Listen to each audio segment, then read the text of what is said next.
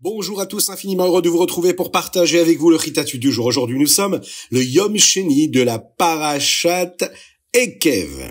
Nous sommes aujourd'hui le lundi et nous sommes le Yud Zayin Menachem Av 5785.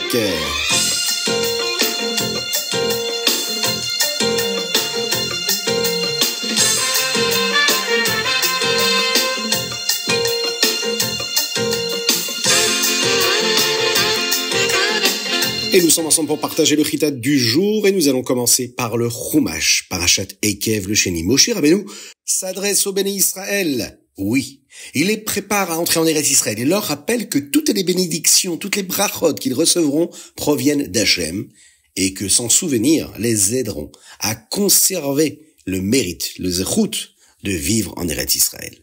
Lorsque vous arriverez en Eretz Israël, il leur dit, vous construirez des maisons et vous deviendrez riches. Vous pourriez faire l'erreur de penser que vous avez toutes ces choses parce que vous êtes spéciaux, vous êtes intelligents, vous avez des capacités, des pouvoirs particuliers. Vous pourriez dire, c'est ma force et c'est la puissance de ma main qui m'ont procuré toutes ces bonnes choses. Mais la vérité est que c'est Hachem, c'est Dieu qui a fait tous les miracles, tous les nissim dans le désert. Et c'est le même Dieu, le même Hachem, qui vous donnera la force, le koach, d'avoir du succès, de la réussite, de la hatzlacha dans tout ce que vous allez entreprendre. Et tu te souviendras d'Hachem ton Dieu, car c'est lui qui te donne la force de réussir. Si vous oubliez et vous pensez à la Avodah Zara à la place. La Avodah Zara, c'est penser à quelque chose d'étranger à Dieu. Ça veut dire imaginer qu'il y a des forces étrangères qui nous aident à être ce que nous sommes. Penser que nous pouvons faire, exister, construire, bâtir seulement par les forces que nous avons personnellement, sans que ce soit Dieu, chas v'shalom. Alors là, Hachem, lui, ça ne lui plaît pas. Là, Moshe Rabbeinu s'exprime en disant, vous perdrez le zechut spécial, ce mérite si spécial de vivre en Eretz Israël. Maintenant, vous allez entrer dans une terre avec des rois très puissants, ils sont bien plus forts que vous, concrètement, physiquement. Mais vous ne devez pas avoir peur, Moshe Rabbeinu leur dit, car Akadosh Baruch Hu est avec vous. Akadosh Baruch Hu est là, c'est lui qui vous aidera à conquérir la terre. Hachem, ilachem lachem, va'atem, tacharishun.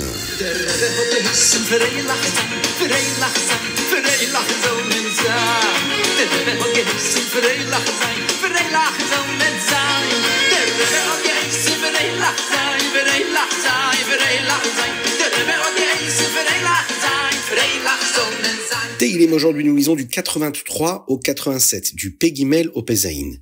Chaque chapitre dans les Teilim d'aujourd'hui a un nigun, un chant spécial qui a été composé en l'honneur du Yom Houledet du Rabbi, de l'anniversaire du Rabbi. Dans le chapitre Pédalet, le verset dit comme ça. Yelchu mechail el chail, yerahe el Elokim betzion. Cela signifie que les gens qui font confiance en Akadosh Baruch Hu vont de force en force et ils se présentent devant Dieu à Tzion. Tzion, c'est Yerushalayim. Le Rabbi nous dit que Yelchu mechail el chail, quand nous nous améliorons constamment de degré, de niveau en niveau, cela amène Yerahe el Elokim betzion. C'est-à-dire que nous pourrons aller au Beth Amikdash, à Tzion et Yerushalayim. Quand nous continuons d'essayer de faire mieux, toujours encore mieux, chaque jour, chaque heure, mais chaque minute qui passe, en se disant qu'est-ce que je peux faire de mieux, qu'est-ce que je peux faire de plus. Alors à ce moment-là, je fais venir Mashiach.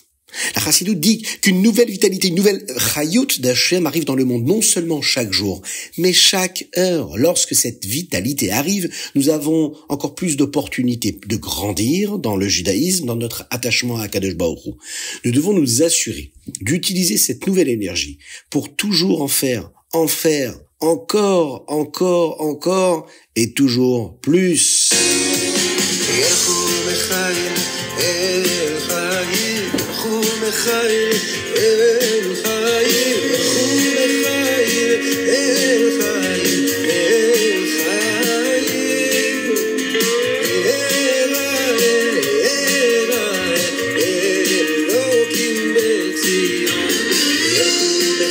Et nous passons tout de suite au Tanya Igeret Akodesh Siman E.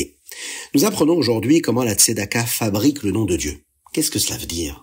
Le nom d'Hachem est écrit avec un Yud et un E. Chacune de ces lettres fait quelque chose de différent. Le Yud du nom d'Hachem donne la vitalité au Olam Abba, qui est un monde spirituel, et le Hei donne la vitalité au Olam Hazé, ici, dans la Gashmiut, dans la matérialité. Où, là, Hachem est plus caché et où nous ne pouvons pas sentir cette vitalité autant.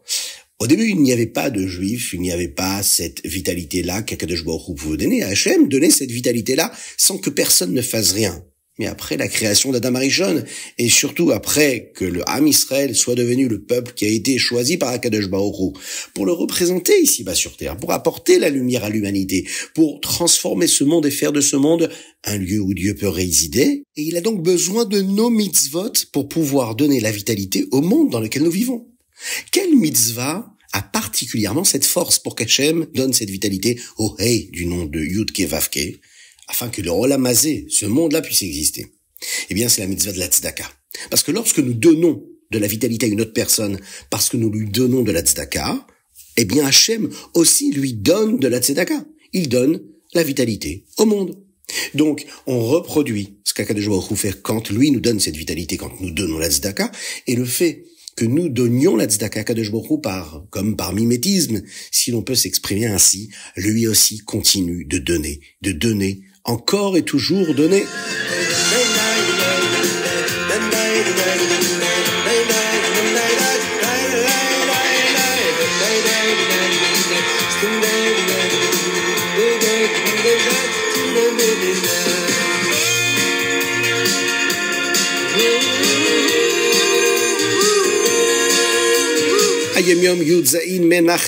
Hier, nous avons dit que la chassidoute est comme le feu.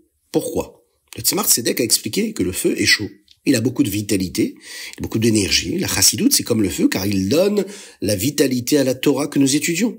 La chassidoute explique la neshama des halachot que nous étudions. Elle explique l'âme de chaque étude. Elle lui donne un élan. Elle l'élève, cette étude. Même lorsque l'âme est dans le Gan Eden, elle apprend la même halakha que nous apprenons dans le monde. Mais comme il n'y a pas de la matérialité ici-bas, alors elle apprend le côté spirituel de la halakha.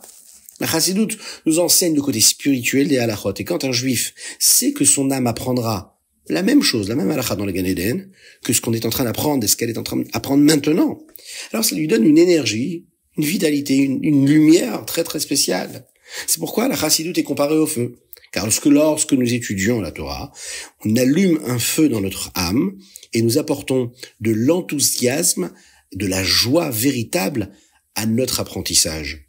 Il y a donc une connexion entre notre étude ici-bas et l'étude qui se trouve dans les mondes spirituels, les Olam Haba, et nous créons donc cette connexion entre Akadosh Baruch Hu et sa Shrina, son dévoilement à travers l'étude de la Torah, à travers la sagesse qu'il y a dans la Torah, à travers l'étude de la Torah qui nous permet de comprendre les mitzvot et donc de s'attacher à Hakadosh Baruch Hu.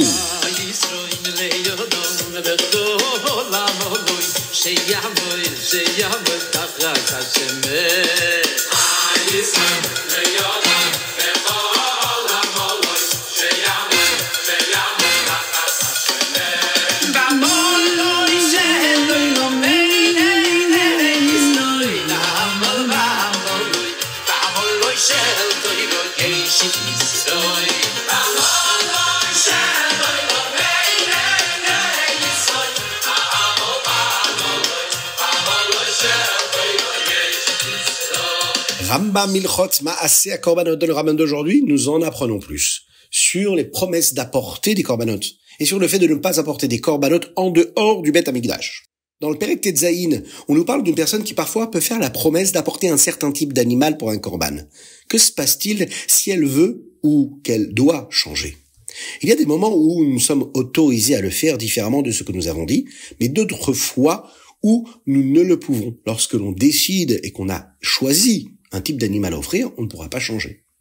Dans le Perek Yud Zayin, nous rappelons qu'il est très prudent d'apporter le korban exactement comme nous l'avons dit. Par exemple, si quelqu'un promet d'apporter de la farine dans un seul récipient, il ne peut pas l'apporter dans 2 plus petits récipients. Nous apprenons également la quantité de vin ou d'huile qu'une personne doit apporter si elle a promis de l'offrir en cadeau à Akadosh Baruch Hu. Enfin, dans le Perek Yutret, on nous rappelle que c'est une mitzvah de ne pas apporter un korban en dehors du Beit Amikdash.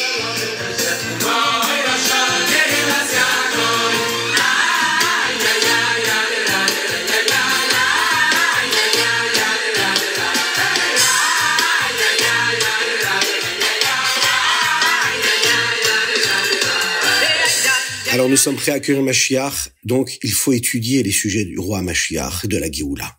Le prophète Oshia, ce Navi-là, a vécu à l'époque du premier Beth Amikdash.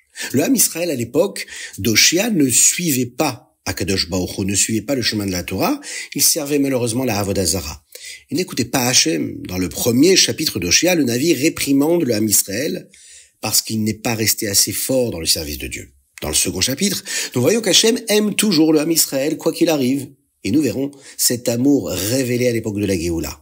Il est dit comme ça, Ve'aya, mispar bnei Israël, kechol hayam, asher lo himad velo yisafer, ve'aya bimkom asher yehamer, lahem lo hamihatem, yehamer lahem benni kel chai.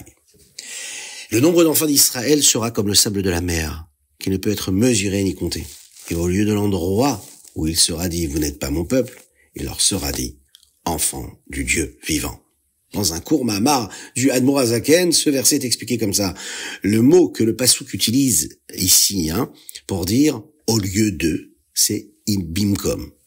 Cela peut signifier également dans l'endroit makom. Le Rabbi Shimon Zalman explique que dans le même endroit où les Ham Israël, le peuple juif, a été appelé pas mon peuple à cause des Averot qu'ils ont commis, c'est-à-dire que il a perdu quelque part son nom de peuple juif, eh bien, ils sont appelés Bene Keil Chai, enfants d'Akadosh Baruch Hu, Keil Chai, un Dieu vivant. Quel est cet endroit? Eh bien, c'est ici. Dans le monde matériel, ce verset dit que lorsque Mashiach viendra, le Ham Israël fera tchouva. Mais une véritable tchouva, une tchouva complète. Il n'y aura plus rien pour empêcher la sainteté, la gdoucha de briller ici-bas dans ce monde-là, comme elle brille dans les mondes spirituels, dans la Rouchaniyut.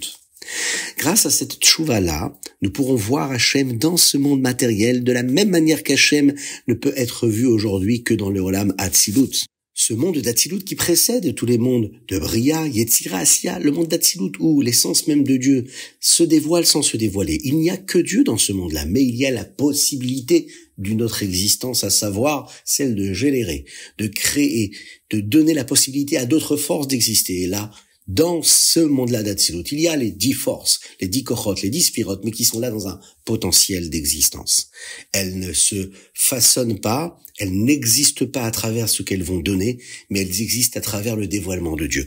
D'ailleurs, la neshama de l'homme, de chacun d'entre nous, provient d'un niveau qui est même plus élevé, tel que c'est expliqué dans la Chassidoute, et en particulier par le Rabbi Shimon Zalman, que la neshama, sa racine, le shoresh de la neshama, précède même la force qu'il peut y avoir de dévoilement dans le monde d'Hatzilut, précède même le monde d'Hatzilut d'une certaine façon. L'âme d'un juif est très puissante. Elle a une source très forte et elle est donc attachée avec Akadosh Baruch Hu à chaque moment de son existence. Elle peut se connecter à l'essence même de Dieu, à l'infini du Saint béni soit-il. Ce qui nous reste à faire donc, c'est d'avoir cette concentration-là, d'avoir cette conscience-là que chaque mitzvah que nous faisons, chaque mot de Torah, chaque mot de Tfila, chaque regard que nous portons vers notre juif, lorsque l'on fait cela, avec cette conscience-là qu'on veut faire venir Mashiach, qu'on est en train de se libérer soi-même pour libérer le monde, pour éclairer le monde, alors c'est sûr que toutes les promesses de Tun Nevi'im, à travers le Tanakh, vont pouvoir, Be'ezrat Hashem, se réaliser, et très rapidement on se retrouvera à Yerushalayim, avec le Beth Amikdash, avec tous nos frères. Qu'Akadosh Baruch Hu fasse qu'on puisse très rapidement vivre ce moment, Bekarov, mamash, mamash, mamash.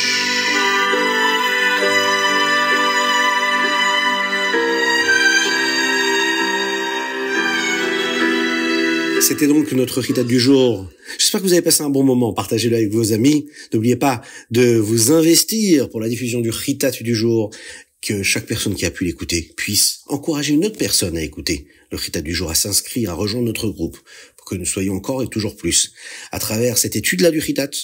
Prenez le temps de l'étudier dans le texte, c'est sûr qu'il faut le faire. Partagez, c'est la volonté du Rabbi, vous serez bénis. Bezrat Hashem, on pense très fort à nos frères en Eretz Israël, qu'ils libèrent les otages, qu'ils guérissent tous les malades du Ham Israël. Parmi eux, Avram Nissim Ben Sultana, envoyez-nous vos dédicaces pour qu'on puisse célébrer un bel anniversaire, Bezrat Hashem, à Mazal Tov. Il y en aura des Bezrat Hashem d'ailleurs demain, en l'honneur du Yud Chet Menachemav, Chai Menachemav. Que Dieu vous bénisse, qu'il vous protège, qu'il inonde votre existence de bonté, de grâce et de miséricorde. Amen. Kenye Ratson.